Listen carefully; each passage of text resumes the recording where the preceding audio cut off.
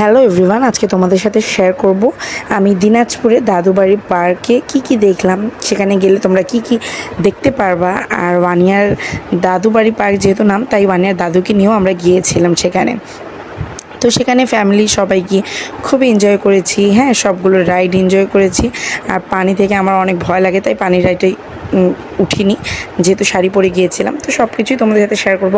আর সেখানে বাচ্চাদের জন্য নতুন নতুন আরও কী করেছে, কি আছে বাচ্চাদের জন্য। বাট এখানে ঢোকার জন্য তোমাদেরকে টিকিট কেটে ঢুকতে হবে। আর এই তো সব কিছু তোমাদের সাথে শেয়ার করবো। তো চলো লেটস গো, ভ্লগটা স্টার্ট করে ফেলি দেরি না করে। আর সম্পূর্ণ ভ্লগটা দেখতে ভুলবা না, আর আমার চ্যানেলের সঙ্গেই থাকবা। আর তোমাদের ভালো লাগলে একটা লাইক করে দিও। আর হ্যাঁ, একটা কথা, এই পার্কে গিয়ে তোমরা অনেক এনজয় করতে পারবা। ছবি তোলার জন্য একটা বেস্ট প্লেস। আর দিনাজপুরের মধ্যে সবচেয়ে সুন্দর পার্ক আমার কাছে কিন্তু এটা মনে হচ্ছে। তো চলো দেরি না করে ভ্লগটা স্টার্ট করে ফেলি। আর let's go and see my vlog. আর তোমাদের কাছে যদি ভালো লাগে অবশ্যই ফলো করে দিও। যারা ইউটিউব থেকে দেখছো তারা চ্যানেলকে সাবস্ক্রাইব করে দিও। তো চলো লেটস গো, ভ্লগটা স্টার্ট করি। বিসমিল্লাহির রহমানির রহিম। আসসালামু আলাইকুম সবাইকে। আশা করছি তোমরা অনেক ভালো আছো। আমরা আল্লাহর রহমতে তোমাদের দোয়ায় অনেক ভালো আছি। তো সবাইকে ঈদ মোবারক, ঈদ মোবারক। তো ঈদের চতুর্থ দিন চলে গিয়েছিলাম দিনাজপুরের এই দাদুবাড়ি পার্কে ওয়ানিয়ার দাদুকে নিয়ে। তো ভাবলাম দাদুবাড়ি পার্কে যেহেতু যাচ্ছি, তো আমার শাশুড়ি মাকেও নিয়ে যাই। তো তাকেও নিয়ে গেলাম, তিনিও একটু এনজয় করতে পারবে, যেহেতু এটা বুড়া বাচ্চা সবার জন্যই কিন্তু এই পার্কটা সুইটেবল। বাট উনি যেহেতু বেশি হাঁটতে পারে না, তো সেই জন্যই আর কি এগুলো প্লেসে সিটে বসিয়ে দিলে তিনি কিন্তু ভালো করে এনজয় করতে পারবে। সেই জন্য আর কি সেই কথাটা খেয়াল করে আমরা তাকেও নিয়ে এসেছি। আর এই তো দেখতেই পাচ্ছ পার্কটা অনেক সুন্দর। আর আগেও আমি এই পার্কে এসেছি আর তোমাদের কাছে ভিডিও দিয়েছি। আর এই তো তারপর আমি এই তো একটু নিজের পোজ দিচ্ছিলাম। আর এত পরিমাণে রোদ ছিল যে রোদের মধ্যে একদম পোজ দেওয়া যাচ্ছিল না। প্রচুর রোদ, আর এত গরমের মধ্যে আসছিলাম। আমরা যেদিন আসছি সেই দিনই প্রচুর রোদ ছিল, মানে একদম গরম বেশি ছিল সেদিন। তো তোমরা গেলে একটু বিকালে যাওয়ার চেষ্টা করবা, কারণ রোদের মধ্যে হ্যাঁ একদম অবস্থা খারাপ হয়ে যায়। তারপরে এখানে কফি শপ থেকে আমরা একটু সিঙ্গারা, তারপরে স্প্রাইট, তারপরে আইসক্রিম খেলাম, যেহেতু প্রচুর গরম ছিলাম। তারপরে একটু খাওয়া দাওয়া করলাম। আর আমি একটু বসে বসে নিজের ভিডিও নিচ্ছিলাম, যে বসে বসে, কারণ অনেক টায়ার্ড ছিলাম যেহেতু প্রচণ্ড রোদের মধ্যে এসেছি। তারপরে এখান থেকে আমাদের এক জায়গায় দাওয়াত ছিল, সেখানেও যাব। তো তারপরে এই যে দেখো, এখানে অনেক সুন্দর প্লেস, ছবি তোলার জন্য তো বেস্ট প্লেস।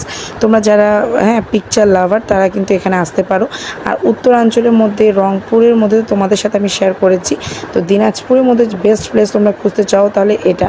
আর এটা দেখো 3D, একদম এত সুন্দর লাগে আমার কাছে, 3D ঝর্ণার মতো, মানে খুবই একটা ইউনিক টাইপের মানে একদম করেছে। তারপরে এই যে সামনে কুমির, যেটা একদম ভাইরাল কুমির।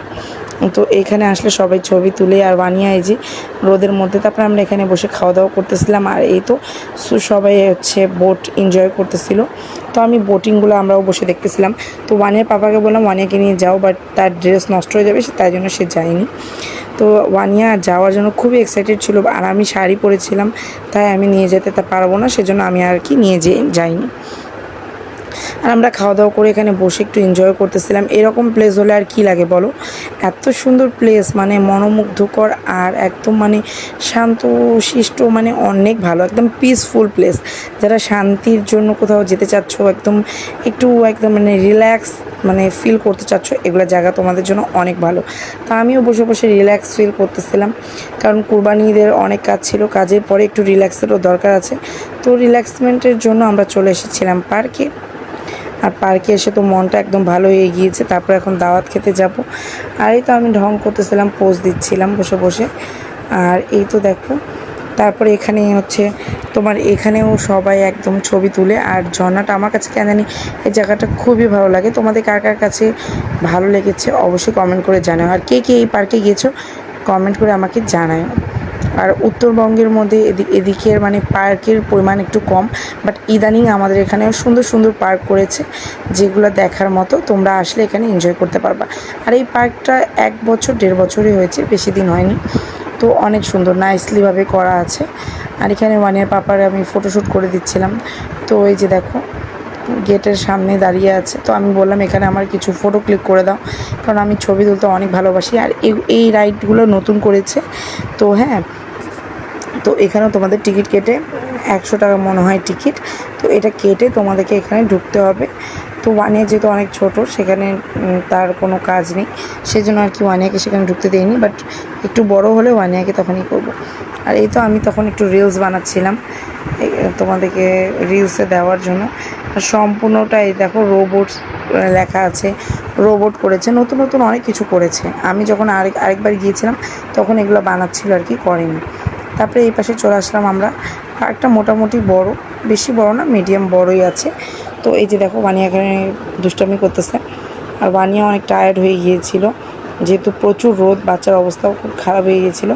আর এখানে তারপর পানিতে আমরা পানি নাড়ানাড়ি করতেছি, একটু খেলাধুলা করলাম বানিয়া আর আমরা মা মেয়ে খুব এনজয় করলাম। আর বানিয়ার পাপা অনেক এনজয় করতেছিল।